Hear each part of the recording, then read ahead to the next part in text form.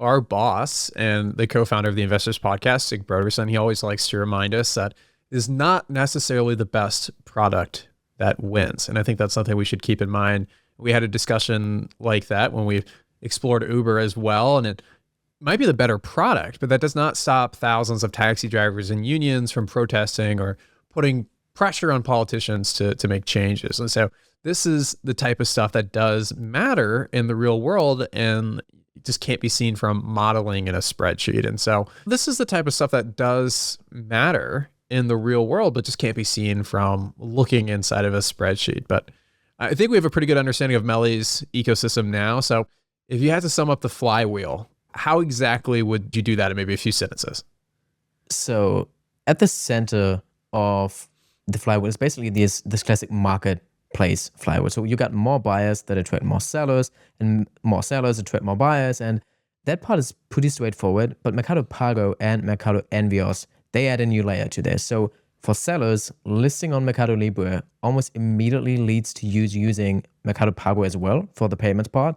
And that gives sellers faster settlement, better fraud protection, and just a standardized checkout process that buyers trust if they're on the platform. And once you start to scale, many sellers move into Mercado Envios as well, letting Meli basically handle fulfillment, shipping, or at the very least, sorting and last mile distribution. And at that point, a merchant is just so integrated into the system and dependent on the sales coming from Meli that they also start using Mercado ads to promote their listings. And some sellers might even end up extending into Mercado Credito, which is basically Meli using working capital loans and funding inventory or managed cash flows tied to sales on the platform.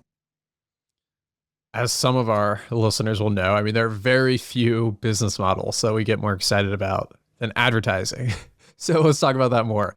Meli seems to have what I would say is a very compelling setup to successfully launch an ads business. And Amazon, for reference, has become the third largest advertising business in the US and globally is responsible for more than 10% of ad spending. So those are some big shoes to fill. And that is just a crazy statistic when we think about everything else Amazon does and does very well. And so the strength of the value proposition, I think, for merchants is that Amazon owns the point of purchase. When you log into, the Amazon website or pull up the app, there are very few moments in any other point in your life in which you're more willing to buy something and spend money than when you are actively browsing a marketplace like Amazon or Meli. I mean, for me, it's like an entrenched just reflex. I see something, click ad, and it feels, well, the problem is that it doesn't feel real at all. It doesn't feel like you're spending money. It feels almost like a game. So, I mean, the ads hit a customer at the best possible moment with the highest incremental propensity to spend. And with all that data they have on customers, they also know exactly what those people are looking for and probably how much they want to spend too. And so again, we frequently discuss ad businesses and focus on what differentiates successful ones from the ones that end up failing. And I think two of the critical factors that really do matter are having personalized data and then the available real estate, for lack of a better word, the digital real estate to display the advertisements. And Amazon and Meli have arguably the best data and definitely the best real estate, really, of anywhere. Absolutely. I mean, creating an ads business is one of the most natural things that Meli can even do. And I think you said before that it's also the part of the business that makes you most excited. And it's still in the early innings. It's only accounting for about 2% of GMV, but it's growing fast. It's growing 50 to 60% year over year. And a stat that surprised me is that it supposedly already accounts for about 50% of the digital retail ad spending in Latin America. And for perspective, Amazon sits at about 16% and Shopee has less than 5% market share. And both of them, Amazon obviously, but also Shopee, have advertising businesses. And this is just another advantage for Meli because not only is it a profit driver, but it also attracts, once again, merchants looking to scale quickly because no other platform can match Mercado Libre's user base and also the reach that you can basically get through just running ads. And Meli also recently launched offsite ads, so talking about real estate, which means they can now also target you on apps like Disney Plus or on Google and even other platforms using data from their marketplace. It's kind of similar to what PayPal is also doing and what we talked about in that episode. And that said, if I probably had to speculate, I would guess that the uptick in market share for the other parts of the graphic that we currently here show on the screen is due to Shopee gaining share over Walmart and Amazon. Because what you see here is that, especially over the last 3 years, Amazon and Walmart are losing a lot of market share in the ad spending. And the other parts, which is a gray part here on the graph, is substantially growing. And the only company that I could think of which is responsible for that is probably Shopee, especially considering the market share that it's having in e-commerce. And what's potentially interesting is that Meli also launched its own streaming service in 2023. It's free, so it's only powered by ads at this point, and content comes mostly from players like Disney, HBO, or other local movie studios. And with all of these players, Meli has revenue sharing agreements. So this is once again a less capital intensive approach to offering a streaming service than producing shows in-house, which tends to come with a lot of high costs. The parallels here with Amazon just keep coming. Obviously, Amazon Prime has long included Prime Video as an aspect of it, and it did used to be free entirely, and now they've started charging for you if you want to bypass ads. And then over time, we've seen Amazon make bigger and bigger bets on streaming, and whether that be in producing their own content or in getting the rights to major sporting events like Thursday Night Football every week with the NFL. So it just sounds like for Meli, the streaming app, I'm sure, is part of their loyalty program of sorts too. And it'll be interesting to see how much they're able to recycle back into it. Will we see them hosting, major sporting events, getting the rights to, soccer matches, stuff like that on that app too? Yeah, you just brought up the loyalty program, which is kind of like Amazon Prime. It's called Meli Plus, and again, conceptually, it's very similar to Amazon Prime. Customers pay a monthly or an annual fee in exchange for free or discounted shipping, faster delivery, and then these bundled digital benefits like streaming or music, shows, all of that stuff, which is basically known for any Westerner from Amazon Prime. And we don't have exact numbers since Meli Plus isn't broken out as its own segment, but management gives some pointers on earnings calls here and there. And Meli Plus appears to reach about tens of millions of subscribers across Latin America, which Brazil and Mexico as its core markets. And adoption has been steadily increasing as delivery speeds improved and as the bundle became more attractive. I mean, we talked about Amazon Prime and how it's just a no-brainer. If there's a subscription I would need to get rid of, probably the last two would be Spotify and Amazon Prime. And I'm not yet sure if Meli is the same type of a no-brainer or Meli Plus. But again, it appears to reach tens of millions of subscribers across Latin America. And since they go up all the time and people buy more frequently and they spend more time on the app, most importantly, probably, is that management consistently highlights that Meli Plus users are just meaningfully more engaged. So they buy more frequently, they spend more per user, and they are more likely to use Mercado Pago across both offline and online transactions. And from a financial standpoint, Mercado Libre has been very clear that Meli Plus is not yet optimized for profitability, which does not come as a surprise if we're being honest. It's pretty much like Prime in Amazon's early years. The program is mostly run close to break even or at a small loss at a standalone basis. But what you want to achieve with this service is just higher lifetime value of a customer. You want more GMV per user, you want higher fintech penetration, you want lower churn, and obviously better unit economics across the entire ecosystem. And that's why you build these loyalty programs or subscription services. So when we're thinking about Mercado Libre, I was just Googling what Meli Plus costs, and it's about $2 or $3 a month in USD terms. So you really need a lot of subscribers to move the needle. But I mean, as you said, it is really basically the Amazon playbook here. And to some extent, it's another layer for the flywheel. I guess the question I would really be most interested in is for that, let's say $2 to $3 a month, depending on where you are and, exchange rate fluctuations.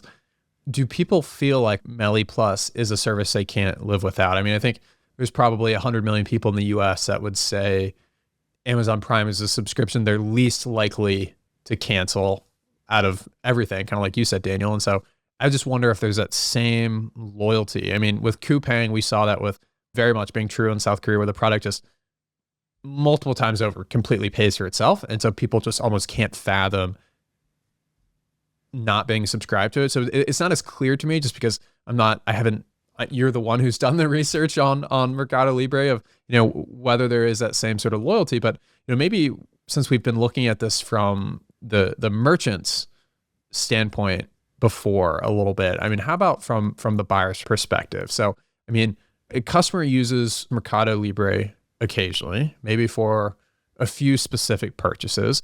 And then over time, they notice that items fulfilled through Mercado Libre tend to arrive faster and more reliably than elsewhere. And that improves trust and better delivery, and buying online becomes a lot less like gambling and more of a habit. And that's how we start to talk about this being a service that people feel like they can't live without and pays for itself. And then from, Mercado Libre's perspective, as purchase frequency increases, you can also have the chance to integrate Mercado Pago, which that starts to make more sense, right? It's convenient, it's widely accepted, facilitates more transactions. It just really is the smoothest way to check out. And so once a buyer has reached that point, which tens of millions of people have, signing up for Meli Plus, I would think more or less is a natural next step. And, that includes free or discounted shipping, faster delivery, easier returns, and all these bundled benefits, whether you're talking about streaming too, once you're ordering regularly. And then all that just starts the flywheel loop over again, reinforced by Meli Plus and higher frequency, driving greater logistics density. And that leads into better delivery speed and reliability. And so, that is a painstaking breakdown of a flywheel, but it is a self-reinforcing business. And that's one of the most attractive things we like about it, where it's shared economy scaled, as they would say, as Nick Sleep would say.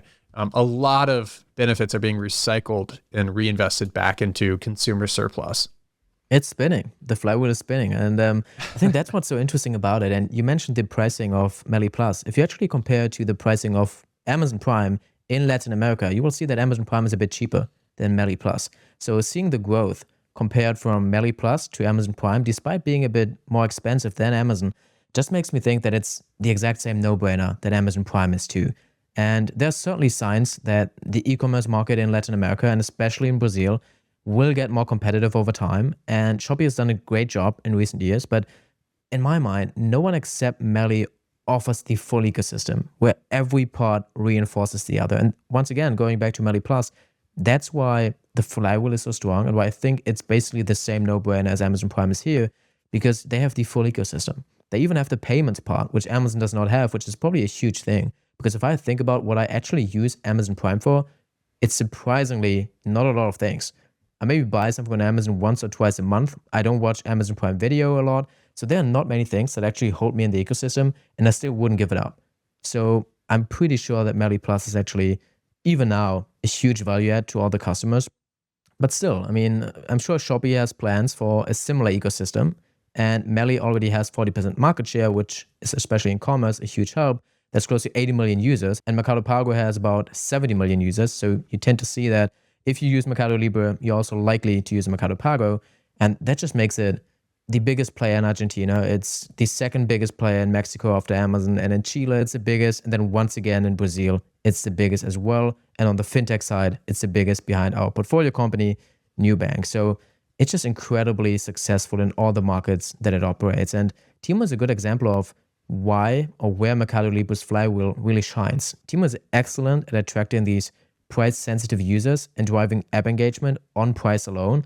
And it often wins if you just play that game. But Temu operates almost entirely cross-border, as I mentioned, without local fulfillment, last mile, dense pickup, and all of that stuff. And as a result, you just struggle with consistency, with speed, and especially in categories where reliability matters, you just can't compete. And Temu also lacks the surrounding ecosystem. So those are the type of players where I do not fear that they could build an ecosystem, subscription services, ads that can actually compete with Mercado Libre.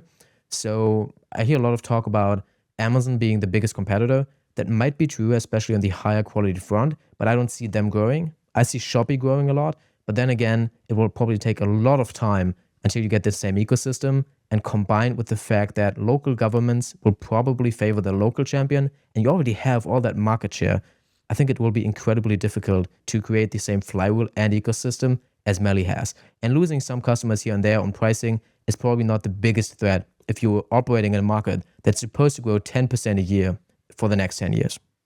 We've kind of danced around the fintech side of the business a little bit, but I don't think we've really dug into the numbers specifically yet. So, let's do that. Let's take a closer look at how Mercado Pago is actually performing beyond just sort of the strategic importance within the broader Mercado Libre ecosystem. generally, there are three ways that Mercado Pago can be or is monetized. And at the core, Mercado Pago is still a payments business. So it processes transactions on and off Meli's marketplace. And in fact, it processes more transactions now outside of Meli's marketplace than on it, which, at least in my mind, is a good sign that you get broader adoption and people are actually users of Mercado Pago for the service itself and not only because it helps them on the marketplace. So online, merchants might use Pago as a checkout solution, and offline, it shows up through QR code payments, which are a huge thing in Latin America, as you also know by researching Nubank. And it also sells point of sales devices in physical stores. So Mercado Libre then earns a little fee on each transaction, similar to traditional acquirers. Then the second big chunk of revenue comes from credit. So interest earned from Mercado Pago credit cards, all loans and advances it's either granting to consumers or to merchants. And lastly, you have so-called fintech products. Those are, for example, the point of sales devices that we talked about earlier that are sold to offline merchants. But this is really, you could look at the financials, a very, very small part. And it's more about the long-term game of onboarding more merchants and giving Pago users the chance to pay offline as well. And sales themselves of those devices account for less than 1% of total fintech revenue. So it's basically irrelevant from a financial standpoint. Before our call, we were chatting, as we so often like to do. And you were telling me something about the asset management services that are embedded into this part of the business. But I think it's a small part of it. But I mean, could you pay some more color around what that looks like? Yeah, it's interesting as well because there's a unit where you can invest your money into digital assets like cryptocurrency or just receive higher rates than in your traditional money market fund. And the idea is simply to keep as much money as possible in the Mercado Pago ecosystem. And it's working quite well. Assets under management have almost doubled from 8 billion in Q3 of last year to 15 billion in Q3 of this year. And again, it's not about making a lot of money from this, but I thought it's interesting because we often talk about payment companies, and especially if you look at Latin America, the use of stablecoins is a huge value add. So if you can just put your money into stablecoins on Mercado Pago, that alone is probably incentive enough to get even more funds that in the end, Mercado Libre can then work with. Yeah, I mean, like you said, for users, I think it makes sense because if you can deposit funds into stablecoins that are pegged to the US dollar, it's probably going to be a better option for most people trying to save money than holding in their local currency, which Latin America has not the best track record in avoiding currency depreciation and sometimes very dramatic currency depreciation. So, I mean, looking at the three businesses here, the fastest growing right now is on the credit lending side. And in the last 5 years, it grew at a CAGR of, sounds ridiculous to say, almost 90%, which is double the rate of the fintech's service revenue overall, which are the transaction fees. And so, I mean, growth is not slowing down. And last year, the CAGR was still well above 80%. I almost feel bad of it. So I will apologize in advance because I will bring up the flywheel again, but I can't stop talking about it on today's episode. With Mercado Pago's growth and overall transaction volume, Meli obviously got a lot more data on its customers than, for example, Amazon. Even though it's a huge marketplace, it doesn't have this payment arm. And all that data gives Meli an extreme advantage over every bank when it comes to underwriting credit and controlling risk. And unlike a traditional bank, Mercado Libre has real-time visibility into both sides of the user's economic life. So on the consumer side, it's about what they buy, how often they buy, and how they finance things. And on the merchant side, it's how much they sell, which categories they operate in, and how seasonal their cash flows are, and even how they behave across every part of the ecosystem. And that kind of data is extremely difficult to get and extremely difficult to replicate if you're a bank without having this entire ecosystem. Nubank is famous for not just all the data they collect, but how they've been able to successfully use alternative forms of data to help with underwriting loans, I guess you could say. And they don't have all the bureaucracy that legacy banks have, and that makes them a lot more nimbler in being able to test new things and build out their own data sets to determining what factors are more or less meaningful in trying to estimate whether somebody is ultimately going to repay their loan. And it works pretty well. I mean, you can see the impact of that in the underwriting metrics. The most important ones are so-called NPLs, or non-performing loans, which we also talked about in Nubank's episode.